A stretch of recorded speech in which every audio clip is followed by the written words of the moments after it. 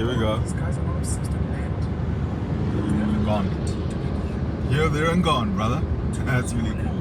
The color of it. So these two guys have been following each other the entire journey. This is where I learned how to drive. This parking lot is where I learned how to drive. When I was 9 years old, the first time I drove a car.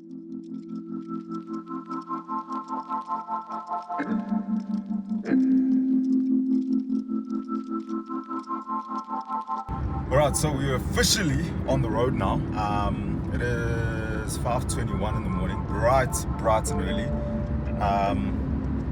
Yeah, there's method to my madness in terms of like driving at 5 in the morning. I think I left the house probably 5 minutes ago, which was like 5:15. The reason why I'm leaving this early, like crack of dawn, is today is actually the 23rd of December.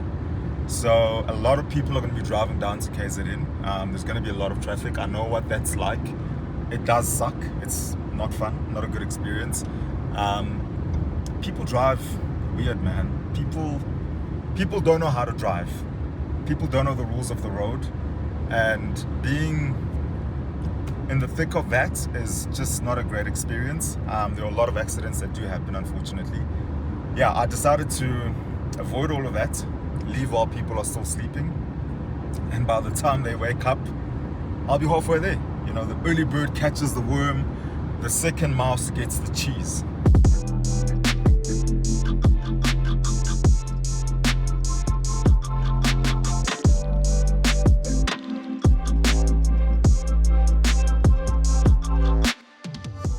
You guys are not going to believe the amount of traffic at the first toll. So I've been here for probably 5 minutes. When I say here, I mean just queuing, basically. I've been in this massive queue, which has been on for as far as you can see back there. And yeah, it's just crazy, man. I thought I was being the early bird, trying to catch the worm, trying to be smart, get ahead of everyone, but doesn't look like that's happening. It's only 6:15. Can't see it there because it's struggling to get into focus. There you go. It's only 6:15 in the morning, and it's just, I'm probably going to be at this toll for 10 minutes, and this is only toll gate number 1. It's just crazy business. So that's a bit discouraging so early on in the journey, because I thought I was just going to flow and really not have any issues at all because everyone would still be sleeping. But it looks like everyone had the same thought. Wake up at freaking 4, leave at 5, and we all meet here. Check this out, guys. Check this out. Here we go. Gone. Here, there, and gone, brother. That's really cool. The color of it. So these two guys have been following each other the entire journey.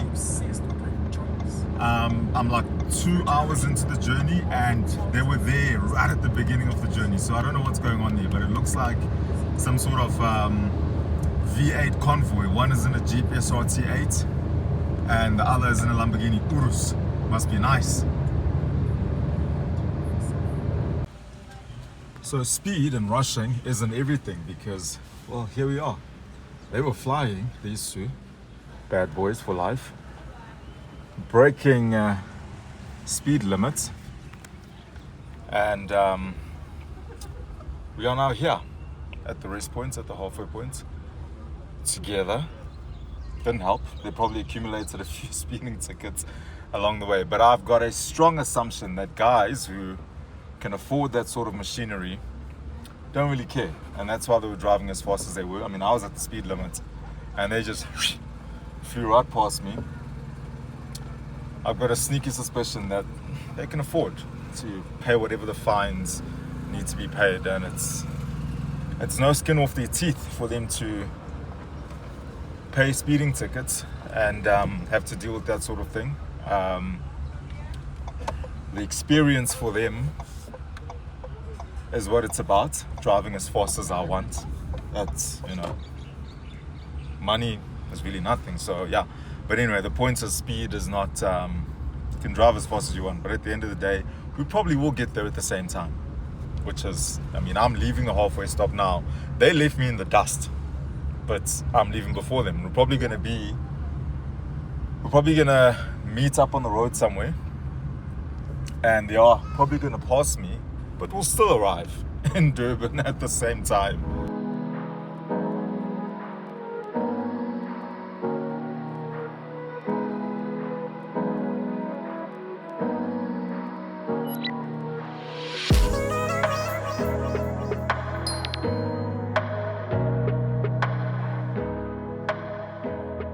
Alright, so I'm in Durban now, and I decided to take a trip down memory lane. I actually grew up here. This is where I grew up. This is where everything happened.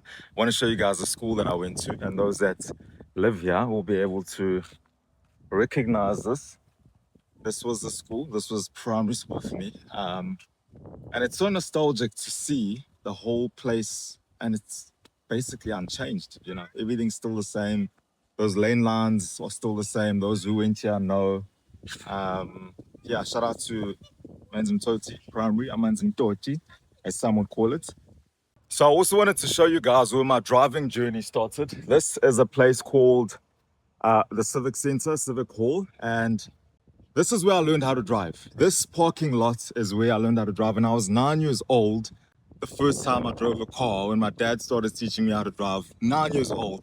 And just feel so nostalgic being here. Obviously, I'm driving the beautiful Suzuki Dzire, which is what I drove down here.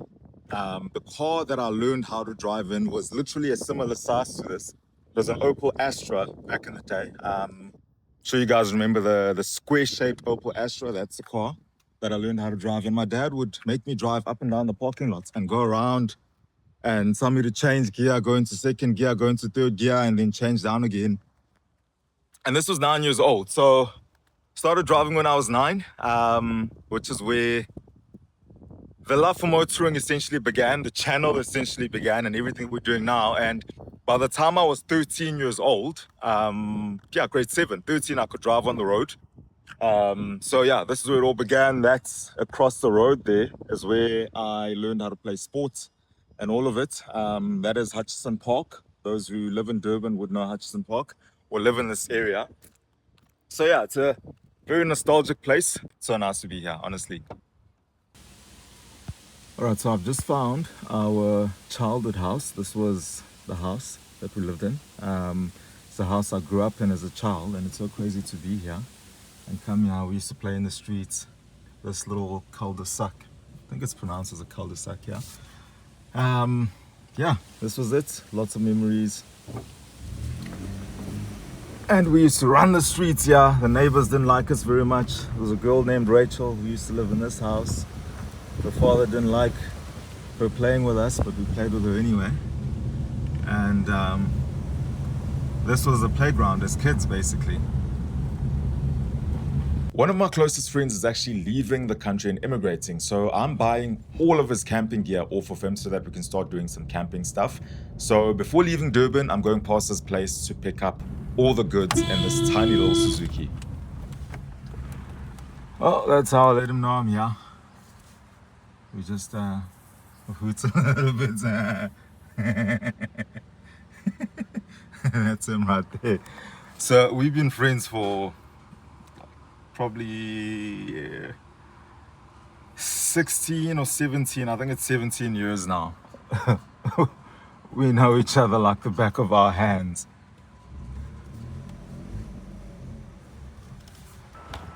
Oh, stupid. Oh, hello there, Mr. Happy Camper. Yeah.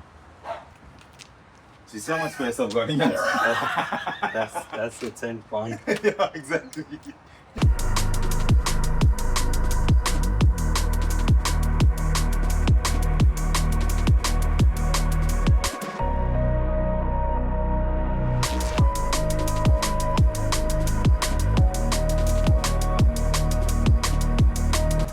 The only thing here is that those seats are not foldable, which sucks. So we're gonna have a hands full here.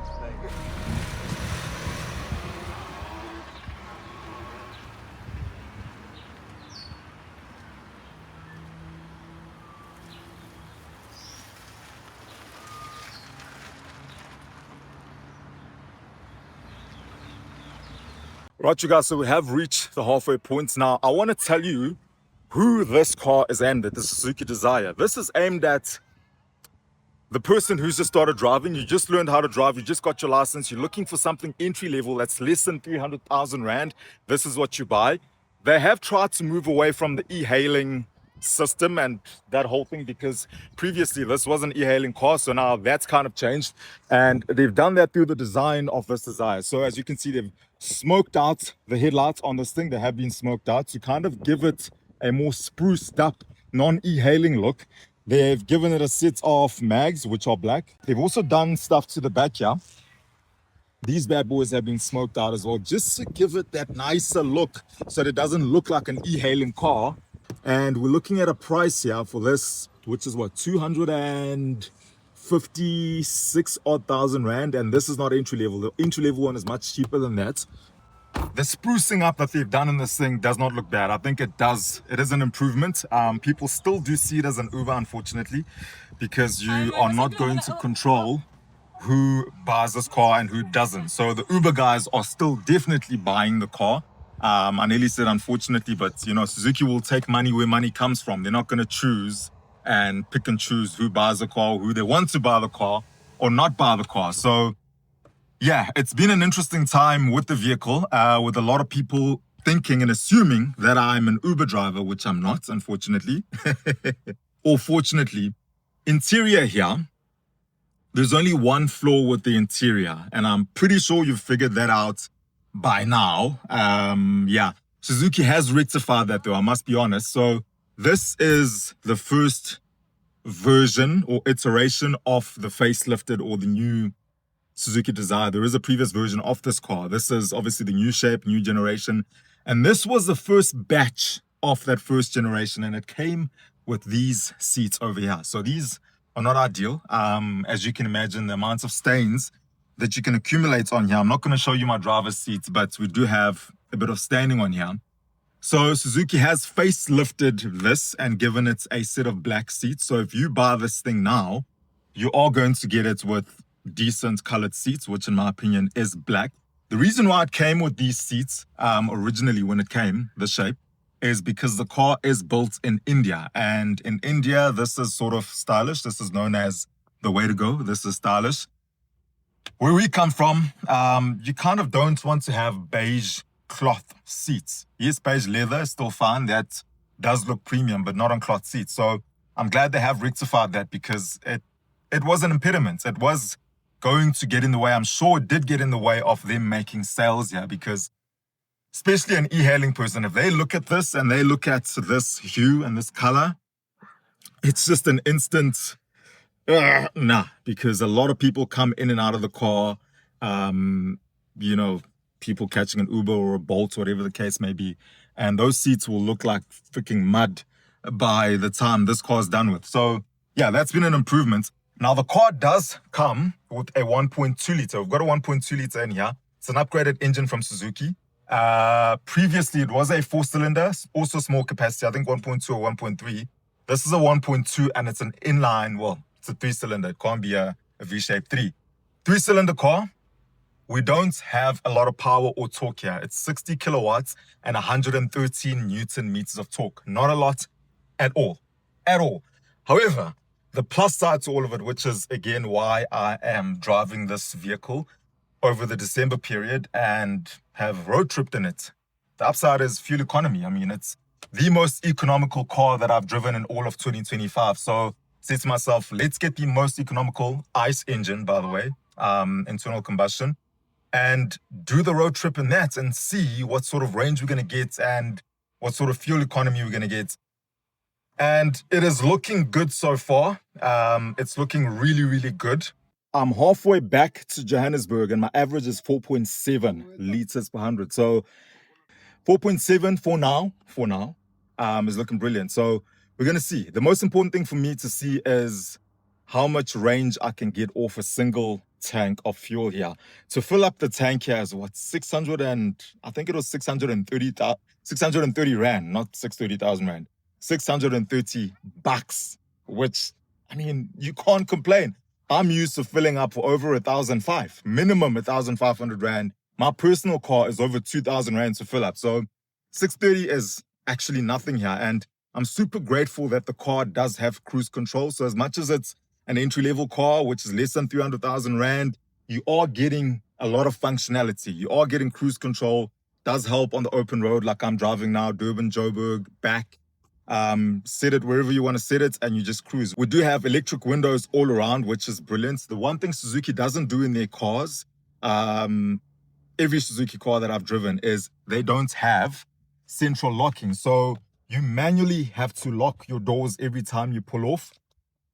And I don't know, it's probably a cost-cutting measure, which is why the cars are so affordable to everyone. But in a country like ours, man, you really want a car that's going to lock its own doors. As soon as you hit a certain speed, which is normally like 5 kilometers an hour, the doors lock automatically. So here you literally have to remember to lock your doors every single time you pull off. Otherwise, you will get pulled out of the car and bad things will happen to you in South Africa. Not a big fan of this fat TV screen here with the whole plasticky outer bit of the screen. It's not the greatest looking, but you do get used to it. At least it does come with Apple CarPlay and Android Auto, so that's brilliant. The audio system here, I expected it to be on the cheap side and on the tinny side, but it actually isn't. It's very, very decent for what you're getting, you know. So I'm really glad Suzuki has done that. So we do have a start-stop system, which basically saves you on fuel, even though you are already saving a ton on fuel with this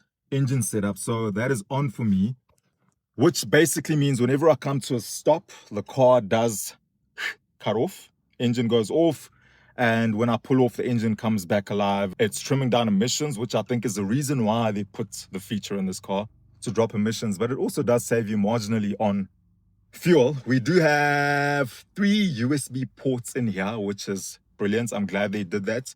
One in the front for the driver, which is over there, and we've got 2 more right here, one here, one here. Anyway, if you've enjoyed the video, please like it, and I hope you've subscribed to the channel. Please subscribe to the channel. Trying to grow this bad boy, give you more good content on here, which I hope you like to see. If there's anything else you'd like to see, or more of whatever, be it more motorbikes. I think there've been a few people who've asked for more bikes on the channel, which I do. And I think I need to start injecting more energy into that. So if there's anything you'd like to see and you want more of, leave it in the comments, let me know, and I'll see you on the next one. So we have finally finished the tank. It's not completely finished, but I mean, I'm at the petrol station now. I still have 82 kilometers of range, but I know if I didn't stop at this petrol station, which is probably 120 odd kilometers away from home, if I didn't stop here, I was not going to make it to the next one, right? So effectively, the Suzuki Dzire here has given us 603 kilometers. That's 603 plus the remaining range of 82 kilometers. So nearly 700 kilometers off one tank of petrol. I think that's brilliant. Almost 700 Ks. A tank of fuel here costs what, 630 Rand? I filled up the other day. So I think it is for the win. It is a win for me. It is a win for the car.